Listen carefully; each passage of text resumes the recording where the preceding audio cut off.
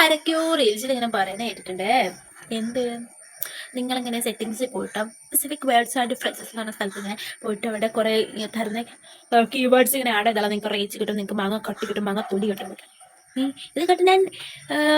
ഇത് കേട്ട് ഞാൻ ചെയ്തിട്ടുണ്ട്. എന്നിട്ട് ഈ കഴിഞ്ഞ ദിവസം ഒരു കൊച്ചു പറഞ്ഞു നിങ്ങളുടെ റീച്ചിനെ അത് യാതൊരു തരത്തിലും എഫക്റ്റ് ചെയ്യാൻ പോകുന്നില്ല, പകരം നിങ്ങൾ നന്നാവാൻ ആരെങ്കിലും ആഗ്രഹിക്കും, അങ്ങനെയൊക്കെ പറഞ്ഞിട്ട് ഒരു മാതിരി. അപ്പം ഇത് ശരിയാണോ തെറ്റാണോ എന്നറിയുന്നത് ഞാൻ ജെമിനിയോട് ചോദിച്ചു. പ്ലീസ് അപ്പം എനിക്കൊരു കാര്യം മനസ്സിലായി.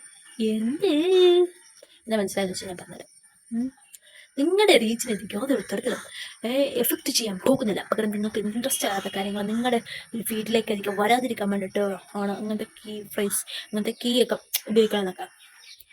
ഇതിൽ നിന്ന് എന്താ മനസ്സിലാക്കാം, നിങ്ങൾ എന്താണെന്നും മറ്റുള്ളവരുടെ ഒപ്പം വളരാനൊന്നും ആരും ആഗ്രഹിക്കുന്നില്ല, മനസ്സിലായോ?